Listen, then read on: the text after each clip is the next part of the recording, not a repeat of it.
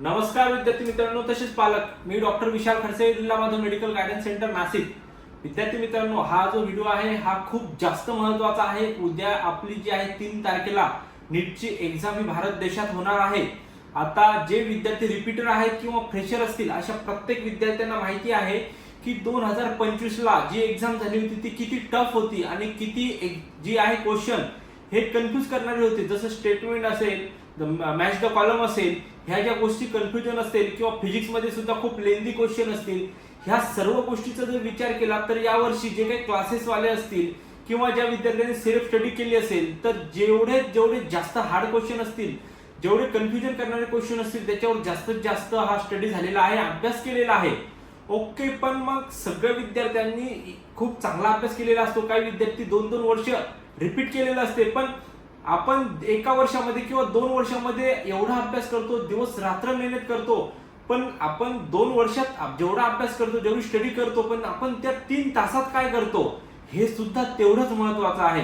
कारण मागच्या वर्षी असं बघायला मिळालंय की ज्या विद्यार्थ्यांना क्लासेसला 600 प्लस 650-700 स्कोर यायचा, तर अशा विद्यार्थ्यांना 300, 350, 400 असा स्कोर आला. मग यामागील कारण काय होतं? आणि ज्या विद्यार्थ्यांना एक 500-550 स्कोर यायचा आधी त्या विद्यार्थी क्वालिफाय सुद्धा झाले नाही, काही विद्यार्थी 150-200 स्कोर आला.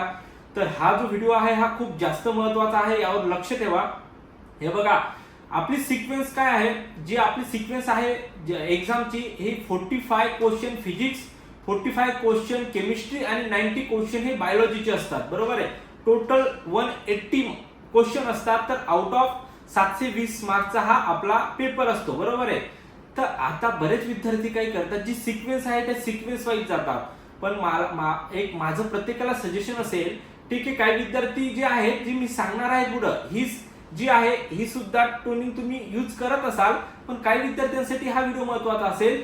कारण की बघा, माझं प्रत्येकाला एकच सजेशन असेल की हे बघा, 99% विद्यार्थ्याला जो फिजिक्स आहे तो टफ जातो, कन्फ्यूज करतो आणि थोडासा म्हणजे लेंदी असतो. ओके, तर प्रत्येक आता स्कोर इन्क्रीज करणारा सब्जेक्ट कोणता आहे किंवा मग एक इझी जाणारा सब्जेक्ट कोणता आहे, तो आपण बायोलॉजी पकडणार आहोत. बरोबर आहे की बायोलॉजी सब्जेक्ट जो आहे तो एकदम इझी जातो आणि इन्क्रीज स्कोर करणारा हा सब्जेक्ट असतो, आउट ऑफ 360 ला असतो. बरोबर आहे, 90 क्वेश्चन.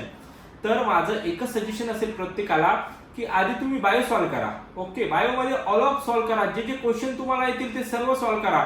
जे कन्फ्यूज वाटते तुम्हाला त्याच्यावर टिक मार्क करा नॉर्मल एक पेन्सिलनी आणि सर्व बायो सॉल्व्ह करा, जे जे तुम्हाला करेक्ट आहे ते. कारण की रॉंग आपण करू शकत नाही, कारण मायनस सिस्टीम मध्ये निगेटिव्ह असल्यामुळे तुमचा तेवढा मार्क्स हे मायनस होतील. बरोबर आहे.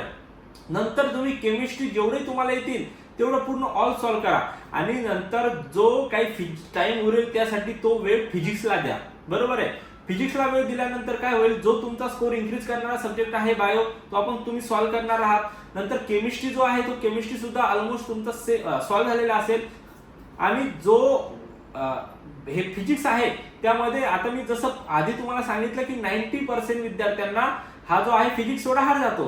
तर मी यामध्ये हे फिजिक्स जो आहे कन्फ्युजन करणार आहे, त्याच्यात सॉल्व्ह करायचं असतं तुम्हाला आणि त्याच्यात टाइम हा खूप जास्त जात असतो. तर त्याच्यामुळे जो वेळ आहे हा शेवटी हा फिजिक्सला द्या. जेवढं फिजिक्स मध्ये येतं तेवढं एकदम फ्री माइंडने पेपर सॉल्व्ह करा आणि जे येत नाही ते सॉल्व्ह करू नका. जेवढं समजा आपल्याला जेवढं डोक्यात आहे, जेवढं सॉल्व्ह करता येईल क्वेश्चन तेवढं 100% सॉल्व्ह करा. ओके, आणि फिजिक्स सॉल्व्ह केल्यानंतर जो वेळ उरतो त्याच्यामध्ये काही परत पेपर चेक करा, बायोमध्ये आपले काही क्वेश्चन राहिले की नाही किंवा केमिस्ट्रीमध्ये आपले क्वेश्चन राहिले का, किंवा आणि फिजिक्समध्ये परत एकदा सर्व रिजेक्ट करा आणि त्यामधले हे क्वेश्चन सॉल्व्ह करा.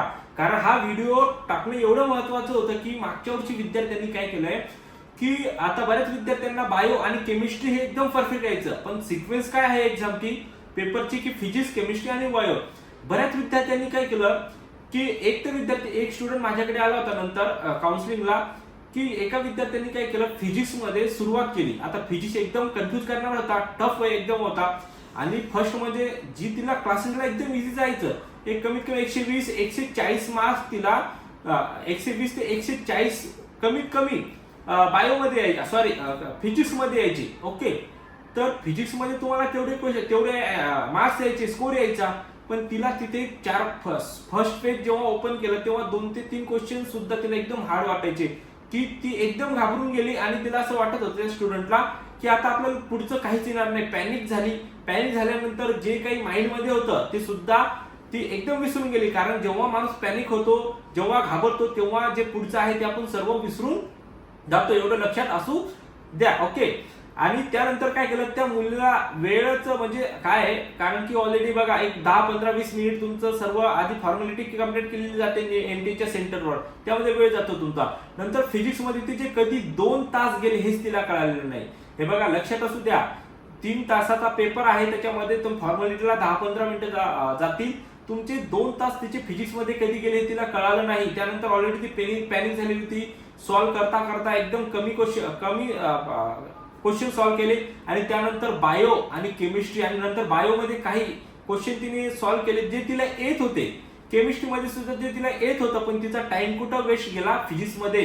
तर माझ्या प्रत्येकाला एक सजेशन असेल की आधी जे स्कोर इन्क्रीज करणारा सब्जेक्ट आहे किंवा जे तुम्हाला आधी येतं ते क्वेश्चन सॉल्व्ह करा. आणि त्यानंतर जे नाही येत, ज्याला डोकं लावता येईल आपल्याला, जे क्वेश्चन सॉल्व्ह करून बघता येईल, त्यावर जास्त लक्ष असू द्या. कारण की तुम्ही 2 वर्ष, 1 वर्ष, 3-3 वर्ष विद्यार्थी रिपीट करता, पण 3 तासामध्ये आपण काय करतो हे तेवढंच महत्वाचं आहे. आणि हे बघा, आता सर्वांना उद्याच्या पेपरसाठी बेस्ट ऑफ लक.